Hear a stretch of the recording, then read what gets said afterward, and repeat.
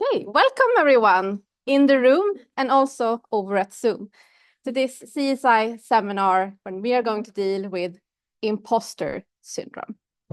So, what is this imposter syndrome? Well, first of all, it is not a clinical diagnosis, although it sounds like it when we say it like that. And we could define it as when we doubt our skills and accomplishments and fear being exposed as a fraud. And it's very uncomfortable to feel like this, to feel like an imposter and all the feelings of shame that accompanies this. So when do we experience imposter syndromes or the imposter syndrome? It often comes from feelings of fear and self-doubt when we undertake things that are new to us. So I can still remember when I was a master student and I really wanted to do a PhD. I had lots of doubts and fears around being accomplished enough or having the right grades. I did not have top grades in all my grades, so I thought maybe this will not be enough. And then, of course, when I entered the PhD program, what would be the next step? Well, then I worried a lot about, okay, I'm coming to the end of my PhD, but will I be good enough to get to do a postdoc in a lab that is doing some interesting research that I want to do? So, of course, I was fearful about that. And now that I am a postdoc, I can tell you that I expect these feelings of doubt and imposter syndrome to come knocking at my door, and it definitely has, while I'm doing a postdoc and trying to, in the future, transition into being my own research leader and PI and having my own group one day. But I expect this. But it's not only here it can come in. So the theme here is that when we transition into something new, it can also be when it comes to like work transition. If you work in academia and you want to go to industry, this is something new, a completely new way of thinking, working, or if you want to get into a facility role that works adjacent to research. It could also be like in our everydays when we get new responsibilities. I had a lot of strong case of imposter syndrome when I was asked to review a paper recently. So that's something you just have to do. It can also be when we learn new methods at work, either in the lab or when we want to learn a new piece of code. It can be also come up when we have new colleagues or collaborators. Perhaps they are expert in something and they know so much compared to us. And it's good to remember here that our brain has evolved for survival. And things that are new to us, they could be good, but they could also be dangerous. And that's what our brain is prioritizing. So if we take a look at imposter syndrome from an evolutionary perspective, we can reflect a little bit about what possible survival benefits could this have had. Could it be that, for example, imposter syndrome was helpful in terms of fear of exclusion, leading us to be more consider conformity and adherence to group norm, which has been very crucial for our survival. In terms of awareness of social status, perhaps imposter syndrome has been helpful to us by relying on group cooperation for survival. Navigating hierarchies, perhaps imposter syndrome has helped us to be vigilant and adaptive to social dynamics. Thinking about like a little bit before when we lived outdoors and things like that, it was very important for our survival to be a part of the group. We can also look at it from a point of a drive for improvement. Could it have been helpful for when we want to strive to develop new skills? And also from this perspective of confidence and doubt, if you view this as a spectrum, for example, if we are overconfident in something, maybe we are more prone to engage in risky behavior. But if we have these feelings of doubt, perhaps we engage in a more cautious way to new things. And I like to think about it from this perspective as well, that imposter syndrome is part of our brain's error detection correction. And sometimes when things matters greatly to us, it becomes a bit overactive. So how do we maybe like just generally cope with it if we haven't thought much about it? Well, perhaps we avoid attention. If I am not seen, no one will notice my perceived insufficiencies. Perhaps we avoid to ask questions. and think that, well, I just look into this after the meeting when no one else is seeing that I'm Googling and trying to understand what this is that people are talking about. Perhaps it prevents us from sharing ideas with others because we are afraid of sounding stupid when we voice them out loud. It could also lead to procrastination. We start things, but maybe it's difficult to complete them because we don't not sure when are they good enough. It could also lead to workaholism, where we have this belief that if I work enough, then I as a person am enough, and it leads us to always over-prepare for everything. It could also be a form of self-sabotage. Well, I'm not good enough anyway, so why should I try? So how should we resolve and work with this when it comes up? It is part of the human experience, unfortunately. So one example could be the author and speaker Valerie Young, who has this to say about imposter syndrome, comparing people with and without imposter syndrome, that the only difference between them and us is that they think different thoughts. So what thought patterns would we have when we are not experiencing imposter syndrome? An example of this could be that having realistic standards of our current competence, for example. It could also look like having healthy and resilient response to failures, mistakes, and feedback. It could also be to expect difficult emotions, expect fear and self-doubt, and do things anyway, in spite of this. Don't let the just emotions stop you. It could also be that taking the time to enjoy and internalize success. To really, our brain is used to looking at threat, so we need to help it to point out, today I did this one small or big, usually it's many small things. I did this one small thing. It was really great. I did that today. Help your brain to notice this and make it a habit to do this. And this brings us to what we at CSI call the central dogma of coaching. So to deal with imposter syndrome, we need to become aware of our thinking patterns and work on reframing them, and then practice this reframe. So in this case, we would first change our thoughts, and then how we feel about the situation will slowly start to shift. So this is not an instant fix. It will take some time. And changing our emotions on the topic will follow after we do the thought work. And we will have an exercise today that I will show how we can do this. Resilience is built in small everyday steps. And by enjoying our daily wins and noting them, we can create our own framework for success.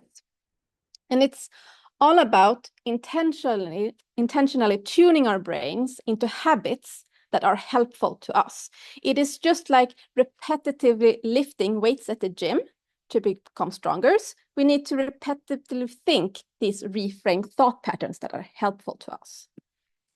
So here we have our brain as a neural network, and we tune it by things that we put into it. And that includes environmental cues and things that we hear or thoughts that we generate either consciously or just subconsciously. So if we want to achieve something and we look around us and we see no one that looks like us that has achieved this thing, subconsciously we get the message that we do not fit into this picture of success or the goal that we want. But ultimately, it is just a thought pattern that generates emotion in us, and we do not have to wait for the world to change and invite us in. We can choose to change our thought patterns and create the change that we want to experience to ourselves by working with this. We can diffuse the feeling of imposter or the imposter syndrome by allowing these feelings to come up when they do, and observe the attached thoughts that they bring with them. And then we acknowledge to ourselves that this is happening. We accept that it is happening in this moment, and that change is possible. For example, right now, this little bird is just starting out and it has a goal in mind. But sometimes we confuse the possible future me with the present moment me. And that can make us feel like an imposter, like we are not enough. But you are not an imposter. And you can think like this instead. You are a beginner. And I'm a beginner at this is a helpful general reframe when we find ourselves in these situations that might generate this imposter syndrome feelings and everything that goes with it. So we only need to recognize that, okay, this happened now, I feel this way, this is the thought pattern, it comes along, and then be kind to ourselves. It can be difficult sometimes, but it actually is very important. And then we remind ourselves that this is my current skill level, and I am just a beginner of this. I'm not currently this future version of me or someone that I observe that I will like, okay, I want to get there. That is my goal. So we can use the imposter syndrome as a signal to know that you're doing something that you really enjoy. Maybe you like being here, but you have this dream of one day I'm going to fly in case of this bird. And if we didn't think that our goal matter at all, I don't think that it would generate these imposter syndrome feelings. So it is actually a signal that this is something that is really important to you. So the point is not to never feel like an imposter again. So even when you reach your goals, you will have use of this type of skills to work with your feelings and thoughts, because it doesn't matter how far you reach. There will always be imposter syndrome triggers out there for you to discover. So what would be some useful reframes? So I've put together some examples just to illustrate what that could look like. So for example, an example of imposter thinking could be, every detail must be my way. And we could reframe that into, diversity can bring unexpected rewards. Another one is, to get things done, I need to do it myself. Or, some things are out of my control and someone else's future learning experience. I'm only satisfied if it feels perfect. Good enough is good enough. Weekends are stressful. I need to be working. Weekends and rest makes me more efficient later. I can do my hobbies next year when work has calmed down. Recreational time off is required for continuous productivity and creativity. If I could complete my education, then anyone could. Completing my education was a great achievement. It's uncomfortable to fail, so why should I try? Failing is part of growth and evolution. It's to be expected. When we fail at something and we learn from it, we know we're on the right track. If I figure this out on my own, I'll figure this out on my own. Asking for help is great for networking. And so at the root of imposter syndrome, it all really comes down to some version of thinking that I am not enough. But we are capable of reframing our thoughts. And I will soon show you a little exercise or a tool that we can use to do this. But I want to address before that the importance of the magnitudes of emotional jumps that we are capable of doing. If we are in a deep state of sadness or shame and we feel like we are a fraud and we are not enough, if someone tells us, but just think some positive thoughts, it will solve everything. No, it won't. It doesn't work. And why is that? Because when we are in that deep state of sadness, we are not capable of jumping really far across, for example, this river and just going from super sad to super happy. We should not expect that from ourselves. That will fail. Instead, we should aim for taking small steps, shifting our thoughts, small steps, and then let the emotions shift also in small steps. And there is a tool for this that we use in CSI that is called an emotion, thought, and action ladder, an ETA ladder. And here our goal is to go from a fearful state to a calm state. So we can use this. And we start by defining what it feels like at the bottom in the cellar, in the hole here. Well, in the case of imposter syndrome, it's about fear and shame. It feels really bad. Usually you have then accompanying thoughts that you're afraid that others will see that you're a fraud, or you're thinking like, I'm not good enough, I can't do this. So what we do to get out of this is that we can take actions to challenge our beliefs. So if we are starting at a new job, maybe we are learning a new protocol or a new piece of code, what we can select as a challenge is then not to like know this from the start, but break it down into smaller pieces. So I challenge myself to just learn this first step of this pipetting thing, or just understand this first line of code.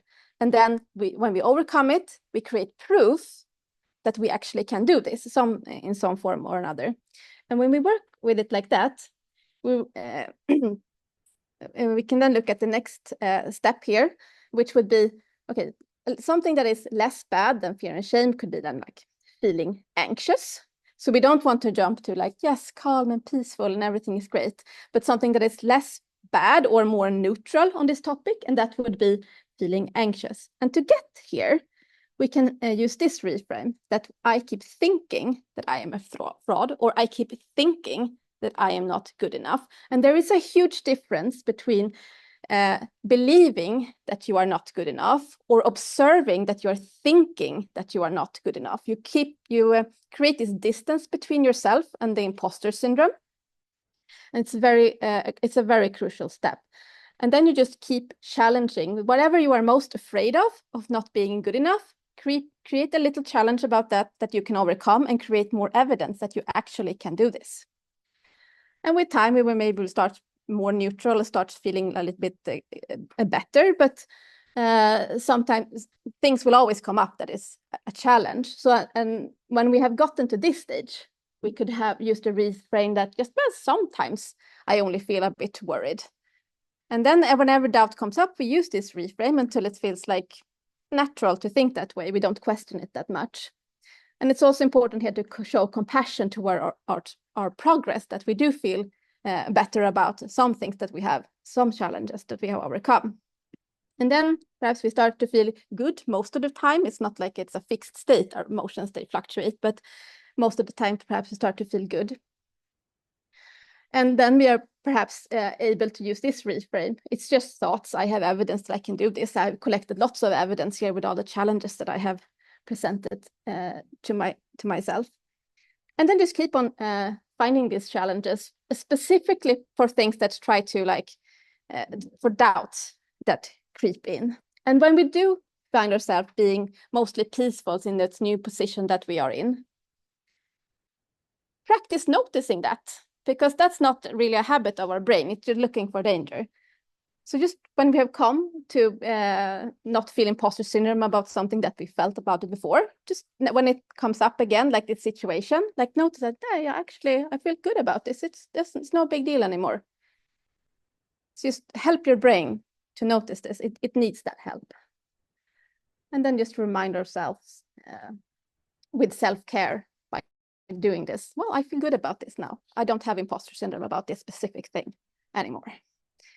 And it's when these new thought patterns that you intentionally practice becomes a habit that you will start to internalize that you are truly good enough. And this is when we resolve the imposter syndrome on a specific topic. But there will be new topics that we need to work on this with. And with that, I would like to thank you for listening to this seminar and being here.